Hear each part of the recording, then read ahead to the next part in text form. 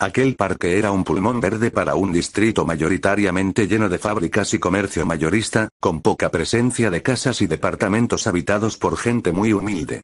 De día era un escape para las personas que practicaban algún modesto deporte, también para las familias que buscaban un momento de paz con sus seres queridos, o parejas de novios y amantes cuyas manifestaciones amorosas pululaban en diferentes zonas del parque. Pero de noche era un asunto completamente diferente. Grupos de personas ingresaban al parque, ya cerrado, para beber alcohol, consumir drogas, e incluso consumar actos carnales. Todo esto, bajo el amparo del manto de oscuridad que cubría las áreas verdes. Entraban a diferentes horas a lo largo de la noche, por un agujero en la malla de gallinero que se encontraba en cierta parte del perímetro, haciendo así un quite a la vigía del anciano guardia que custodiaba de noche la única entrada autorizada del parque. Pero había una zona del parque que nadie, muy pocos se atrevían a visitar en penumbra, era un pequeño cerro de no más de 70 metros de altura y en cuya cima se encontraba un mirador al que se podía ascender por un camino de tierra bien delimitado. La razón era que se tejían aterradoras historias acerca de lo que ocurría de noche en aquel cerro. Las historias iban desde sonidos de llantos de bebés hasta apariciones espectrales y susurros de estos mismos. Estas historias nacían de leyendas urbanas narradas por las personas que habitaban el sector, ya que durante los tiempos de la dictadura, aquel parque era un vertedero y se decía que ahí se desechaban los cuerpos de algunos de los detenidos desaparecidos asesinados por el régimen imperante en el país, para ser procesados o incinerados junto con toneladas de basura. Un grupo de 3 amigos ingresan al parque una noche para disfrutar de unas cervezas compradas a un vendedor sin escrúpulos, ya que ellos eran menores de edad, ninguno superaba los 16 años. Era la primera vez que entraban al parque de noche, estaba de moda, y era perfecto para evitar la presencia policial que se paseaba por las plazas del sector confiscando bebidas alcohólicas. Estos 3 amigos conocían bien las historias que rondaban aquel cerro, pero en la imprudencia de la juventud y quizás para presumir luego la historia de su valentía, decidieron subir aquel camino de tierra hasta el mirador. Ya en la cima dieron rienda suelta a saciar su sed de alcohol, entre conversas y bromas fueron pasando las horas sin alguna novedad más que el sonido de grillos y las risas del grupo. Todo cambió cuando uno de los efectos secundarios del alcohol se apoderó de la vejiga de uno de los chicos, y decidió buscar algún lugar con más privacidad para poder orinar.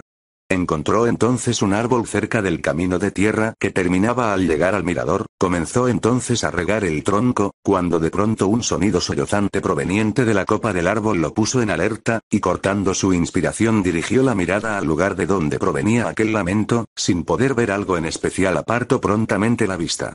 El leve llanto se detuvo, y el muchacho, más asustado que con ganas de orinar, subió su bragueta y a paso firme pero apresurado se dirigió a la zona del mirador donde se encontraban sus amigos. Pero al llegar allí no los vio por ninguna parte. Quedó pasmado por un par de segundos. Un escalofrío recorrió desde su cuello hasta la espalda baja, sacudió sus hombros para eliminar aquella sensación.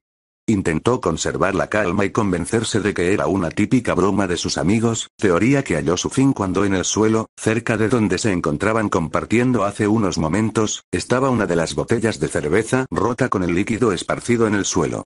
El muchacho se acercó a la botella para recogerla, en ese momento se dio cuenta al levantarla y tocando sin querer el líquido esparcido, que estaba caliente.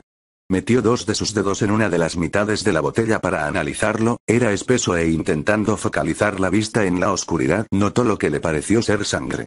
Nada de todo el líquido que se encontraba en el piso o en la botella tenía olor a cerveza, todo era aquella sustancia roja y espesa. Entró este joven en pánico, soltó la botella y se dirigió rápidamente al camino de tierra para alejarse lo más posible de esa zona. No sabe si fue por el pavor del momento o si en verdad era así, pero mientras bajaba por el camino escuchó llantos y susurros amenazadores de los que poco podía distinguir qué decían, y un viento helado y gélido parecía barrerle los pies como expulsándolo del cerro. El sudor frío comenzaba a bajar por su frente mientras corría, los llantos, los susurros y el viento comenzaban a hacerse más fuertes.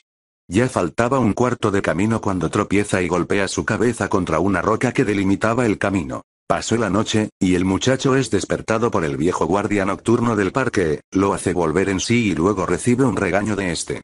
Una vez recobrado el conocimiento en su plenitud, el chico pregunta por sus amigos entregándole sus descripciones al guardia, él le comenta que se encontraban en el puesto de vigilancia esperando una ambulancia junto a su compañero del otro turno, no estaban malheridos, pero habían rodado un poco por las faldas del cerro magullándose en la caída. Aliviado, el joven acompaña al guardia hasta el puesto, ahí los encontró, pensó en preguntarles qué les pasó, pero recordó lo que había vivido en la noche y sin decirles una palabra los miró y vio en sus ojos, algo perdidos, que para los tres las palabras sobraban acerca de lo que pasó durante la noche. Se mantuvieron en silencio mientras esperaban a la ambulancia que los llevó al servicio de atención médica en donde luego fueron recogidos por sus padres. Transcurrieron 2 semanas y no habían vuelto a verse o hablar desde ese día.